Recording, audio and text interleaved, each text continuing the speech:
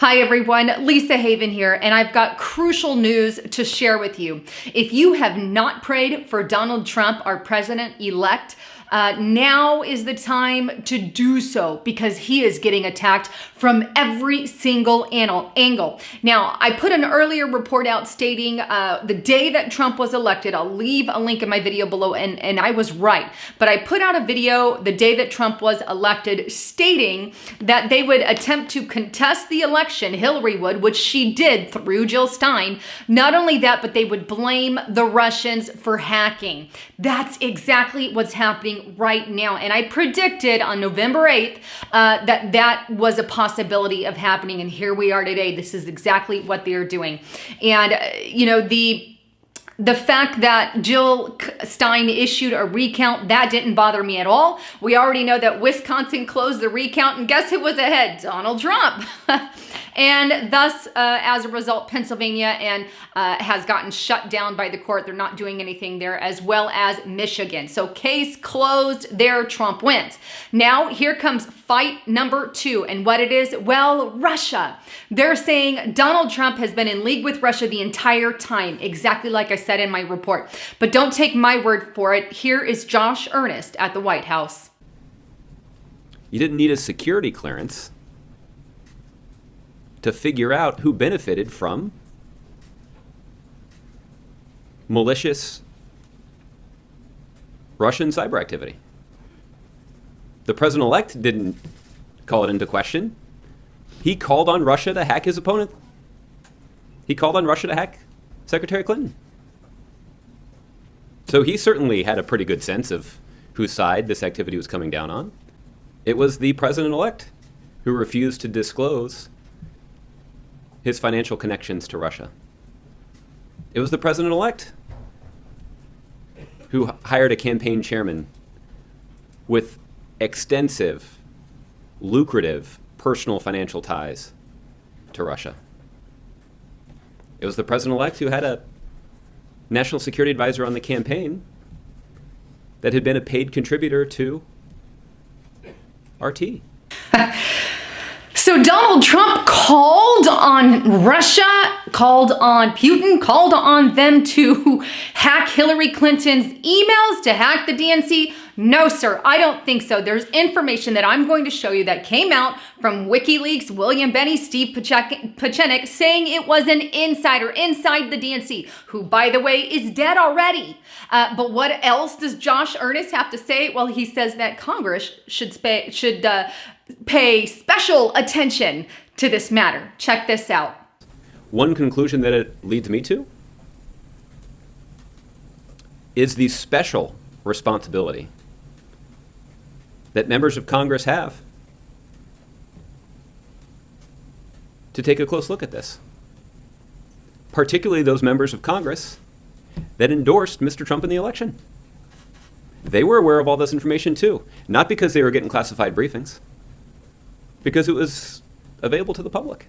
So Congress needs to pay extra special attention, especially those who vouched for Trump. What? Joshua Earnest, how about, I bet your target is actually the Electoral College. Because just yesterday, they asked for information on whether or not Russia had anything to do with the election. According to a report put out by extranewsfeed.com, bipartisan electors have asked James Clapper to release facts on outside interference in the U.S. election. The report says this: we want to ensure that the American people elect a president who is constitutionally qualified and fit to serve.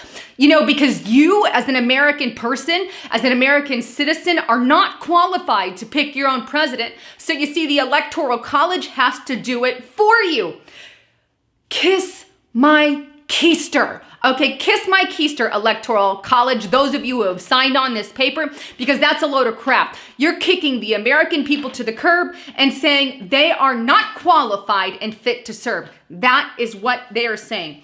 The report further goes on to say that they want to emphasize Alexander Hamilton's assertion in Federal Paper 68 that a core purpose of the Electoral College was to prevent a, quote, desire in foreign powers to gain an improper ascendant in our councils. The U.S. intelligence community has now concluded with high confidence that a foreign power, mainly Russia, acted covertly to interfere in the presidential campaign with the intent of promoting Donald Trump as candidate. And they did it through organizations like WikiLeaks, who, by the way, WikiLeaks has came out on numerous occasions saying we are not linked to Russia. The information was not given to us by Russia. But yet, according to the CIA, that is the case. But the report from the electors further goes on to say that according to reports in fake news sites, Washington Post, New York Times, and other fake news outlets, the U.S. intelligence community has now concluded definitively that the Russian interference was performed to help Donald Trump get elected. Yet Donald Trump refuses that finding. Thus far, 29 members have signed on to this bad boy. Look, in order to take Trump off, they need 37 at least to take him off. So whether or not I see this as a threat, I'm unsure. This is probably the biggest of all the threats that have been out there. I still hold to the fact that Donald Trump's going to get and become the president, assuming those electors go on the 19th. It's going to be a battle to get 37 of them to sign on to this, but time will tell. Right now, there's 39 who are just asking for the information and threatening to go against the will of the American people, that's you, and basically wipe their butts with you and me, and the Constitution, and say, we're going to go above and beyond you and do whatever the heck we want. They should be taken out of office.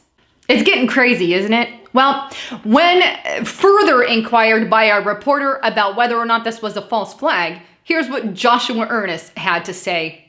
John Bolton, who's been a top advisor to him and is reportedly in line for a job at the State Department, last night floated the idea that the hack of the DNC could have been a false flag operation and insinuated that perhaps the Obama administration was responsible for that.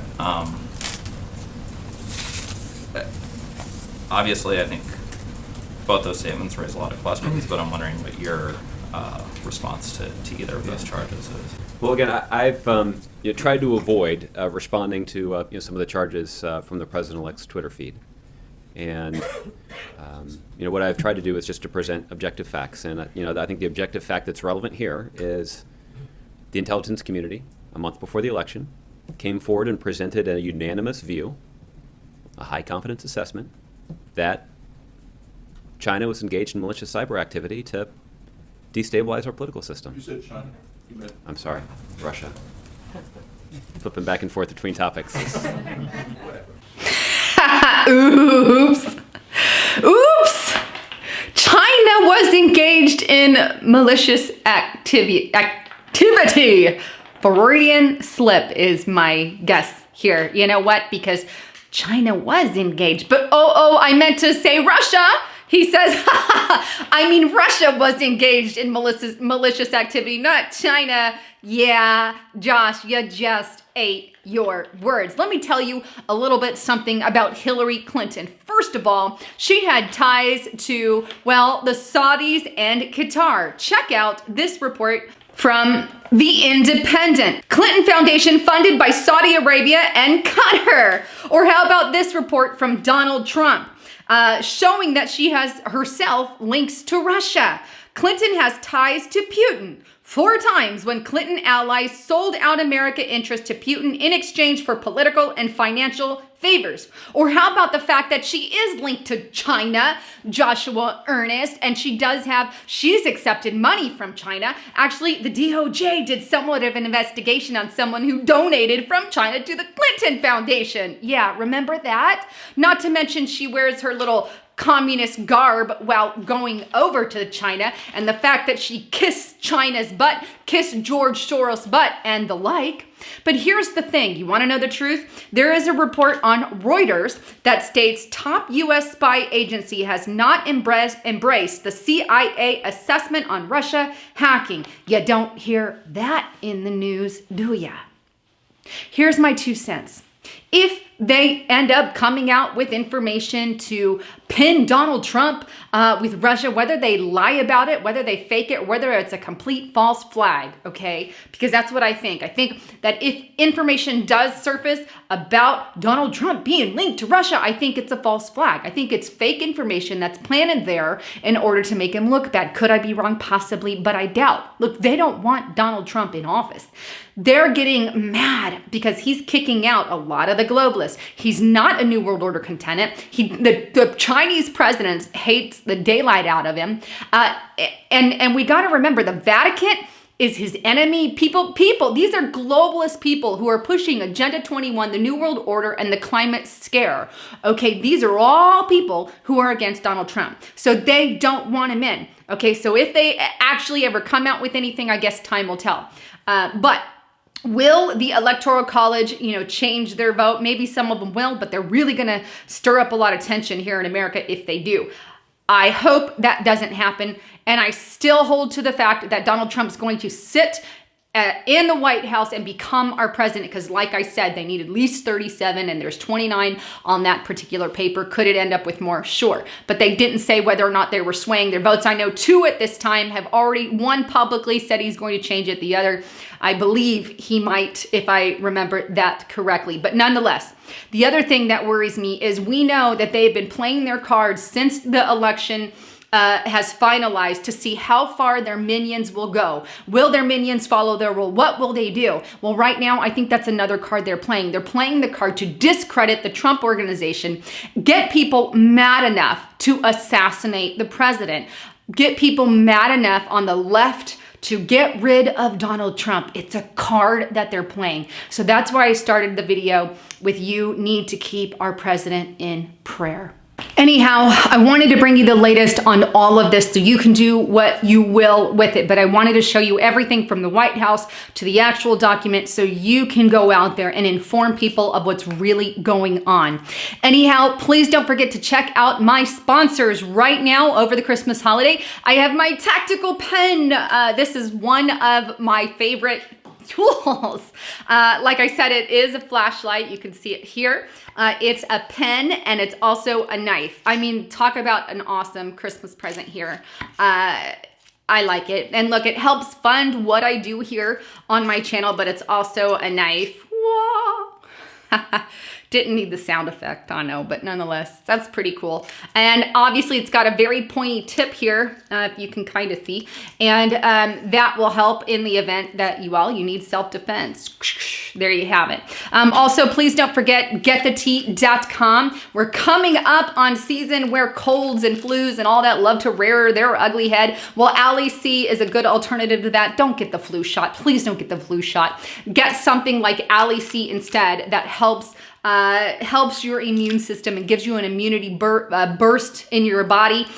Great stuff, but it's also got vitamin C in it as well. I highly encourage you check that out, and that is on getthetea.com. Finally, if you're not stored with food, look, we could be hitting rocky times, especially if something happens before January 20th, the inauguration day. Please make sure you're prepped and ready to go with food and water and medical supplies. I use foodforliberty.com/haven. They've got lots of amazing products. Please go there, check it out, and get some for your friends and family members over the holiday. It's a great gift, and it's a way you can say, hey, I helped you. Now you have something to survive what's ahead. Anyhow, thanks again for tuning in. This is Lisa Haven signing out.